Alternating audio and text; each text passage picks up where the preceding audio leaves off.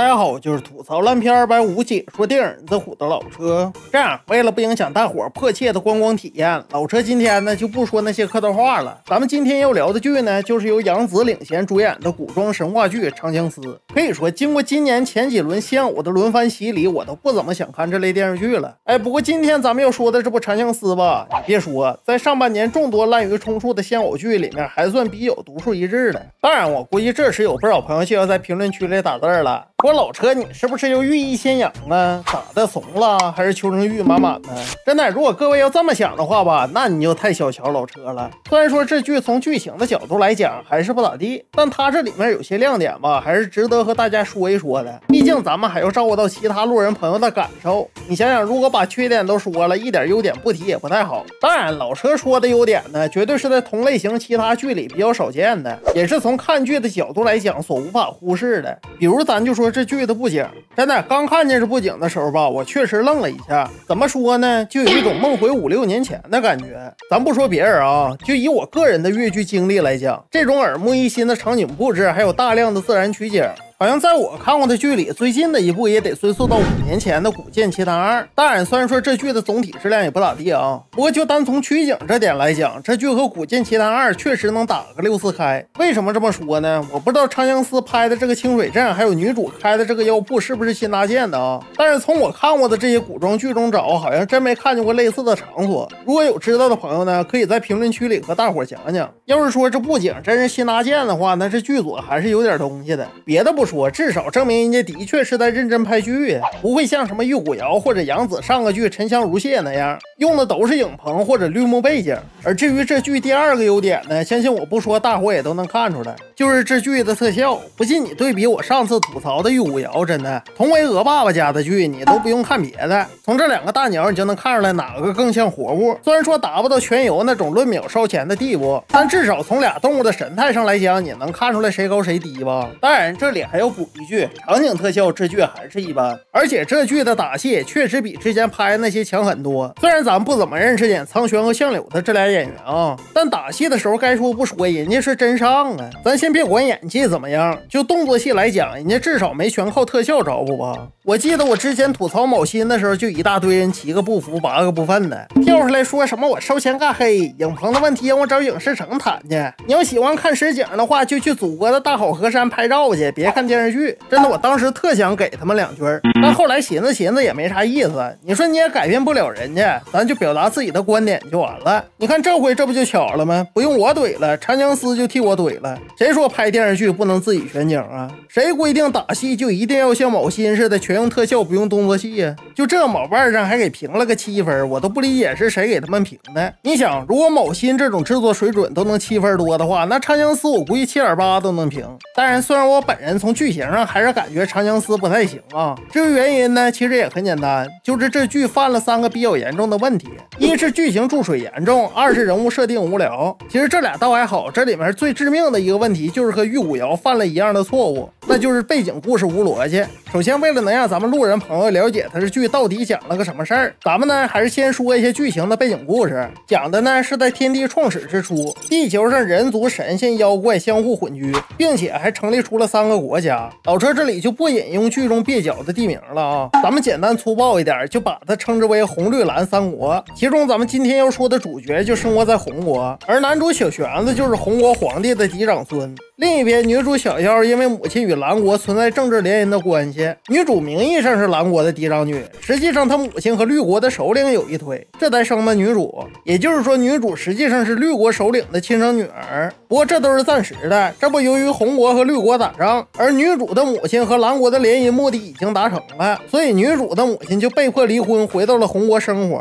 可能这时有的朋友看得晕晕的，觉得这关系有点乱。不过不要紧，没听明白的朋友，你只要记住女主和女主的母亲是红国外交的牺牲品就可以了。至于我为什么说这剧和玉骨遥犯了一个毛病，那就是这剧前期的逻辑也崩了。不知道大伙有没有注意我刚才说的背景故事啊？虽然我说了男主的身份是红国的嫡长孙，但是女主的母亲和女主回到红国的身份我却没说，我只是说他俩是红国人。为什么刚才没提呢？因为他娘俩的身份是前期剧情问题的关键所在。首先男主这边没啥说的，男主父亲是红国的4皇子，在前线领兵打仗，后来因为争夺皇位的问题被自己9弟设计陷害，在前线等不到援兵，最后被迫战死了。而男主母亲呢，因为在自己老公的追悼会上和9皇子骂街，最后骂急眼了，就和9皇子同归于尽了。也就是说，男主开场就喜提了父母双亡的称号。这不，由于他母亲离婚的原因，就回到了红国的皇宫里和姥姥男主一起生活。不过这个姥姥吧，不是亲姥姥，而是女主母亲的师傅。师傅，您安心养病，我会留在赵云峰照顾抚养苍玄的。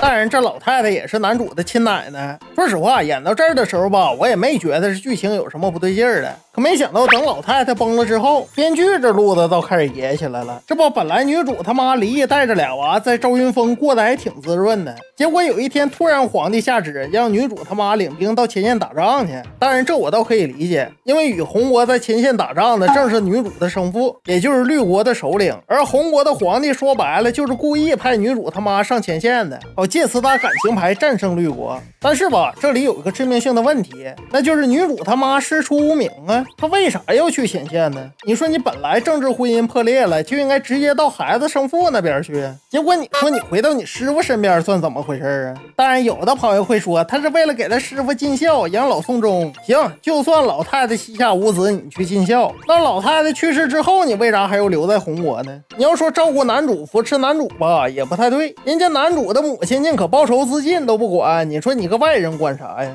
再说了，宫里还有身为皇帝的爷爷，轮得着你个外姓人培养吗？而且，就算你老家是海边的，管得宽，那你一个外姓人替你师傅的老公在前线领兵打仗，他也没道理呀。不仅如此，最可笑的是，在前线替红国打仗，居然卖命卖到与女主的生父直接同归于尽了。真的，这剧情属实是给我干笑了。说白了，这种逻辑就相当于啥呢？咱郭德纲郭老师的儿子大林子突然有一天结婚生子了，这不正在大伙研究给老郭家的长孙起一个什么名字的时候，突然岳云鹏在旁边来了这么一句，这孩子应该叫岳小宝。你就说这剧情搞不好笑吧？咱说句最直白的话，人家红国自己的国家自己的家事儿，打不打仗和你个外星人有啥关系？你也没有道理替红国卖命啊。反正我左思右想，这剧情怎么想也不对劲儿，于是我赶紧上网上查了查这剧，看看到底是不是编剧脑子的问题。结果查来查去，最后整了半天呢，是事出有因。这不，由于原著中男主和女主是表兄妹，所以一开始剧组就是按照表兄妹的台词设计的。可能吧，最后是怕观众因为伦理问题惹争议，于是就临时改了台词。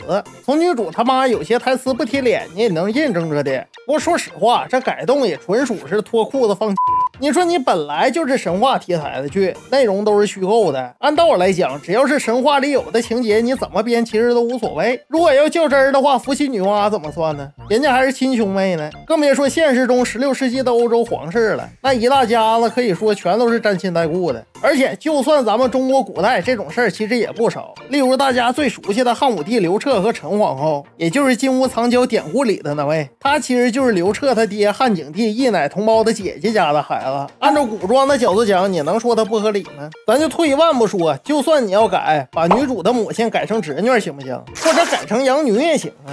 你说你改成师傅，这不纯属扯淡一样吗？而且不光是前期逻辑的事儿，前半段剧情的注水量，一般人我估计也受不了。这不，由于男女主一开场就父母双亡，于是女主就被皇帝给送人了，一晃就过去了300多年。最后呢，也不知道是怎么整的，女主就沦落到了一个3不管的地界清水镇，并且在这地方开了一家医馆。反正呢，也难怪这地方叫清水镇，因为剧组就是从这段剧情开始往里灌水的。你说不叫清水镇叫啥吧？这不，由于男主之前就听说女主死了，但他始终不信，于是这300年间就不断的找，终于找到了清水镇。而这清水镇呢，由于是个3不管的地界，可以说红绿蓝3国都在这儿有生意，甚至神族里面的大氏族九尾狐家也在这里有生意。说实话，我不知道这地方人口多少啊，但一个小镇子也不至于所有的人都在这挤破脑袋做买卖吧。而且最要命的还不是这些，为啥我之前说的剧严重注水呢？就是因为接下来这10多集的剧情全都在这清水镇，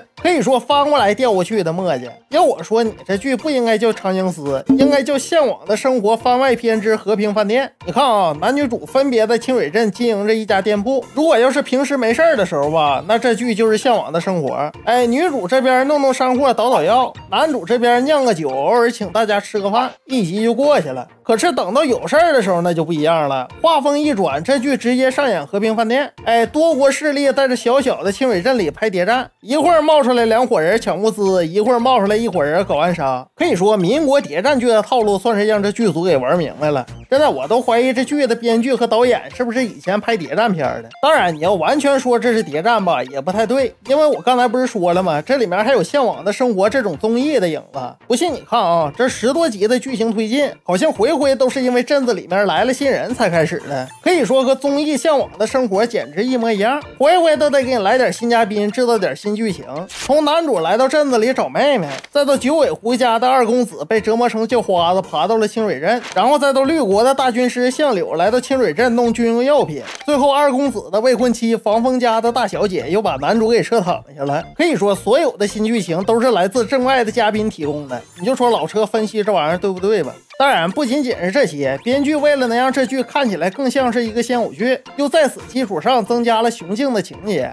也就是几个男主追一个女主的戏码。我想对于看过于正的雌竞剧还有国子监这种雄竞剧的朋友应该都不陌生，这不是老车吹啊，可以说类似这种情节都不用说剧，在10多年前的动漫上我就已经看吐了，什么多女追男的约会大作战，多男追女的花样男子，你算吧，最后这种番剧都已经形成流水线了，基本剧情框架就是父母双亡，有车有房，不是青梅竹马就是霸道总裁，再不就是温顺女仆。你看此剧中也一样，苍玄的人设呢是青梅竹马，涂山璟的人设呢是以身相许的仆人，相柳的人设呢是高冷的霸道总裁。当然有不少人说杨紫这次演的不咋地，这个我都不觉得，从女主的微动作和表情上来看，我感觉她演男的演的还挺好。不信你对比杨紫的好友张一山演的韦小宝，但我凭良心说，你说他俩演的谁好吧？真的，要我说剧组也别搞什么雄竞剧本了，多 low 啊，直接就让姊妹演老爷们得了。你看他和这张扬跋扈的阿念正好配一对，一物降一物。当然这几个男主呢演的也还行，你要说非比较一下的话吧，我看演苍玄的这个演员应该是垫底的，演的属实是有点太端着了。真的，综合起来，如果说不改剧本，剧组也不水灌清水镇的话，虽然说我本人不怎么喜欢看雄竞雌竞这类桥段，但按照路人的角度看，这剧气味多，一点问题都没有。可这玩意儿谁叫剧组瞎整呢？从导演到编剧都透露出一种不专业。可别跟我说什么原著作者就是编剧之类的话，虽然说我没看过原著，但原著要是这样的话，那也不咋地。再说了，小说和剧本本来它就不是一个东西。行了，老车今天就侃到这儿了，我是老车，咱们下期再见。